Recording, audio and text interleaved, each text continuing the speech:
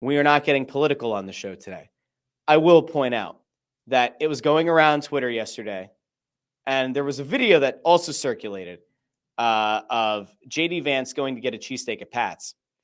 And there was a legitimate concern that was expressed because allegedly, we're going to throw over to this really quick.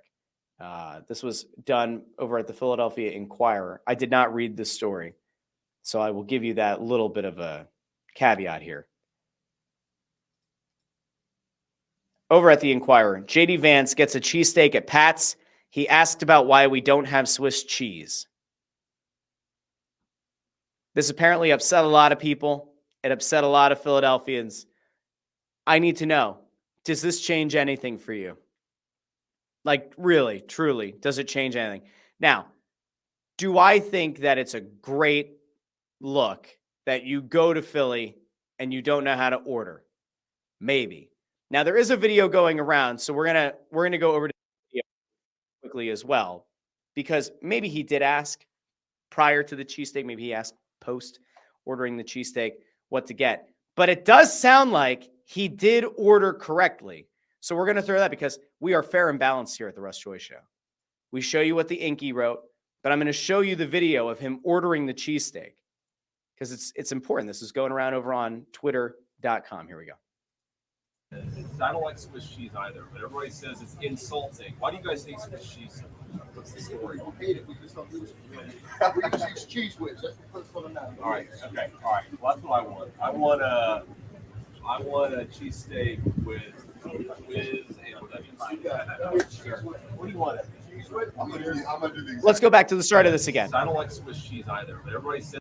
All right. So he says, I don't like Swiss cheese either, but I want to know why you guys don't offer Swiss cheese. And then the guy at the Pat's counter says, because we do whiz. Whiz is what you do. And they said, I want whiz and I want onions. Now, should somebody have said early to him, just go up to the counter, say whiz wit, and walk away, get your cheesesteak, be happy? Maybe. Did we have lying, deceitful media, so Philadelphia Inquirer lying again? I don't know. Maybe. He did. I mean, we saw the video. He asked why they don't have Swiss cheese. He says in the video, I don't like Swiss cheese. So I don't know. If I read that Inky headline, I'd be like, wow. You're telling me, hold on a second. You're telling me this motherfucker came to the Pats? He came to Pats and he asked for Swiss cheese? Is that what you're telling me, Russ? You're telling me that this guy, he didn't even do a little bit of research? He tried to order a cheesesteak with Swiss? What kind of domestic terrorist is this? The video just said he doesn't like Swiss cheese. How do I feel about JD Vance? Doesn't matter right now. All I'm saying is, when I saw the Inky headline, I'm like, wow, this guy, he showed up to this city and he asked for Swiss cheese. Aren't you out of your mind? Does nobody prepare these people when they go? What? He said he didn't like Swiss cheese. I don't know. I would say that Inky headline, while accurate, because he did ask about the Swiss cheese, may have been a little bit misleading. Now, some of you are going to be like, Russ, thank you so much. Thank you so much for setting that record straight. I want to thank you for defending the honor of JD Vance. And some of you other people are going to be like, do you like the couches too? Everybody chill out. I do actually have this question, though, because this obviously doesn't change anything. There's no rational, sane human being who should be allowed to vote who would see that headline or see that clip and say, that's going to change my vote for president of the United States. That won't have any impact. But I do wonder, and let me know in the comments, because I'd like to get to a couple of these really quick, because there are comments over now.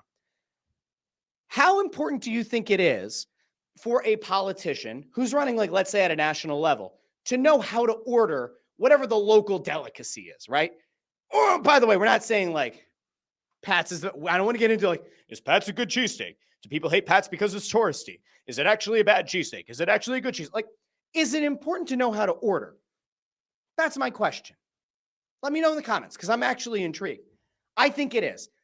I do think it matters. I think that, like, if you are running a national campaign, your people should either know or they should talk to people at the local level to be like, we're doing this PR thing. How does my candidate order so that they don't sound like a jackass? And how do they order so that They sound like a normal person. Okay, let's go to the comments.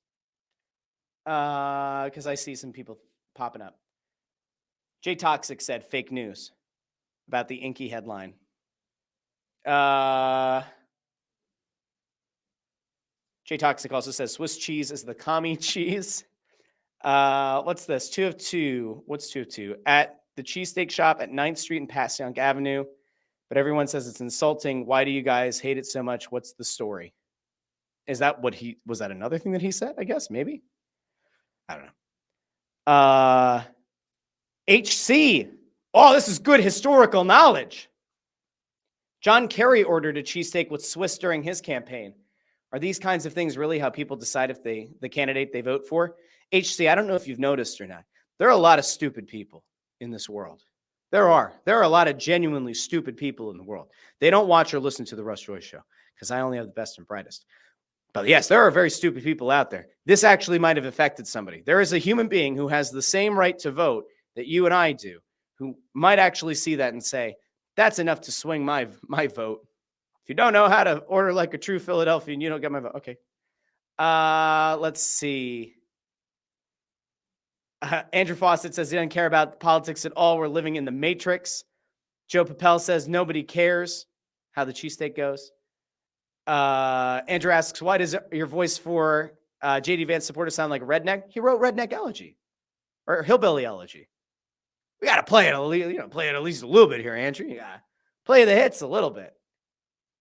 Next will be an argument about why he didn't go to Geno's. So, I don't know. That actually would have been funny. What if we could have had the Republicans on one and the Democrats on another? And when they could have had like the Sharks and the Jets, we could have had like a little West Side Story going head to head for the cheesesteaks? No? Okay. It doesn't seem like anybody in the comments, by the way, is very triggered about the idea of asking about Swiss. I certainly, from my vantage point, I feel better that this guy didn't go and try to order Swiss. He just asked why they didn't have it. Does that make me feel a little bit better about just political campaigns in general, that apparently somebody must have told him, hey, this is how you order. This is what makes me feel a little bit better. It does. Not because I care about him particularly, just in general. I just like to know that we at least have an understanding. You can't have somebody who comes in. Like if he had gone and said, like, why don't you guys have pepper jack? I don't even know. Pat's probably doesn't have pepper jack. Like somebody come in, can you put some pepper jack? Or like, here, I brought my own vegan almond cheese. Can you put this on? Like, I'd be offended. That actually would upset me. That might have me consider my vote for whichever party. If somebody like showed up and said, here's my almond-based cheese, can you melt this on there for me? That would actually be a violation. I think that's the place to end. When you start getting to plant-based cheeses, they're not cheeses anymore. They're not cheese. I don't know what they are. They're not cheese. Almonds are not cheese. Cashews are not cheese. If it's cheese, it has to come from the cow. There has to be some kind of moo juice in it. You can't make cheese from a nut. That's not how this works. The end. Okay. Let's see. Last thing. Landra says, I've been taught that it's supposed to be whiz. Have I been led astray? Ooh. Do I do the unpopular take here? I think whiz is good. I prefer, if a place has Cooper Sharp, I like Cooper Sharp in my cheesesteaks. If places have American, I typically like to have American. The one place that I violate this rule for, though, is Tony Luke's. I think Tony Luke's whiz has like a buttery kind of, there's like a little unctuousness, some butteriness to their whiz, and that is truly enjoyable. I don't like some of the whiz at some of the cheesesteak places, which is why I like to go American. Go Cooper Sharp.